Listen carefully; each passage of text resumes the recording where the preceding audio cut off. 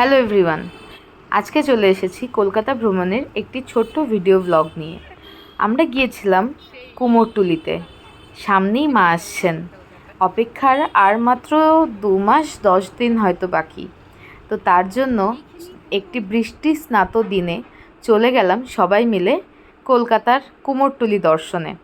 তো একটুখানি ফুচকা, একটু মাটির ভাঁড়ে চা খেতে খেতে পৌঁছে গেলাম কুমোরটুলির সেই অসংখ্য অগণিত ছোট ছোট গলি রাস্তায় মায়ের দর্শন করতে। মা এখন তার নিজের সাজে সেজে উঠছেন মাত্র।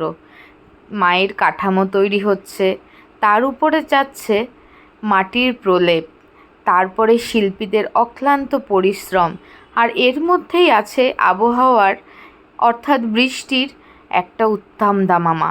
কারণ এই বৃষ্টিতে মার যে মূর্তিগুলো শোকাতে সত্যিই খুব কষ্ট।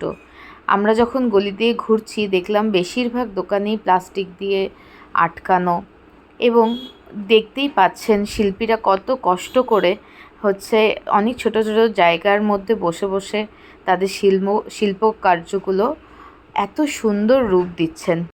মায়ের এই ভুবনমোহিনী রূপ দেখার জন্য সারা বছর কিন্তু আমরা ভীষণভাবে অপেক্ষা করে থাকি, আর যেই দিন সামনে আসে দিন কিন্তু গোনা শুরু করি। তবে শুধু মায়ের মূর্তি নয়, এখানে চলছে আরও বিভিন্ন মূর্তির কাজ। যেমন সামনে আছে গণেশ পুজো, তারপরে মনসা পুজো, কালী ঠাকুরেরও কিছু মূর্তি দেখলাম। তো এই রকম মূর্তি দেখতে দেখতে আমরা তো বিভিন্ন স্বপ্নের জগতে মনে হচ্ছে চলে যাচ্ছিলাম, যে কি করে এত সুন্দরভাবে এই মূর্তিগুলো করা সম্ভব। শিল্পীর কত নিখুঁত কাজ, কত ধৈর্য, কত কনসেন্ট্রেশন, আমি জাস্ট দেখে অবাক হয়ে যাচ্ছিলাম। আমরা হয়তো কথা বলতে চাইছিলাম, বাট তারা খুব মনোযোগ দিয়ে কিন্তু নিজের কাজটা খুব সুষ্ঠুভাবে করে চলেছেন। এবং আমরা তাদের সাথে কথা বলে জানতে পারলাম, দেখুন মূর্তির গায়ে অনেক ট্যাগ লাগানো আছে, তো এগুলো অনেক বাইরেও যায়। আমরা জানি কুমোরটুলির মূর্তি বিখ্যাত, বিশ্ববিখ্যাত। তো এখান থেকে আমরা কথা বলে জানতে পারলাম আমেরিকা, থাইল্যান্ড, বাংলাদেশ, বিভিন্ন কান্ট্রিতে কিন্তু এখান থেকে মায়ের মূর্তি পাঠানো হয়, এবং তার জন্যই এত তোড়জোড়। প্রত্যেকটা জিনিস আলাদা আলাদা কারিগররা বানায়, প্রত্যেকটা জিনিস নিজের হাতে বানানো। কেউ যদি এই জিনিসটা একদম সামনে থেকে উপভোগ করতে চান, আপনাদের অবশ্যই যেতে হবে কুমোরটুলিতে দেখার জন্য। কুমোরটুলি শোভাবাজারের খুবই কাছে, কোনো অটো বললেই নিয়ে চলে যাবে। আপনারা নিজেরা গিয়ে খুব সুন্দর করে দেখে আসতে পারেন, কারোর বাড়িতে যদি প্রয়োজন হয় নিয়েও আসতে পারেন। আজকাল তো খুব ট্রেন্ড চলছে, সবাই ফটোশ্যুট করতে, প্রি ওয়েডিং শ্যুট করতেও কিন্তু কুমোরটুলিতে যায়। তবে হ্যাঁ, আমরা কিছু ক্যামেরাম্যানদেরও দেখলাম খুব সুন্দর করে ছবি তুলছে।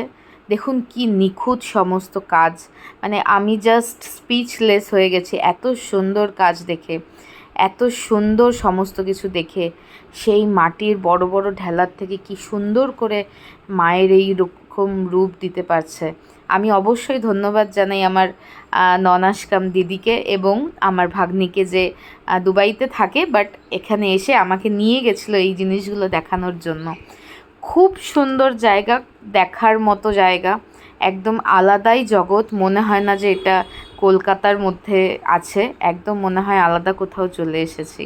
মায়ের রূপ সত্যিই একদম এখানে তুলনা করা যায় না, এত সুন্দর।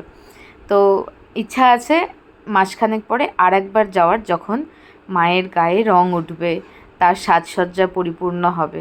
দেখা যাক কি হয়। কেমন লাগলো ভিডিওটা অবশ্যই জানাবেন।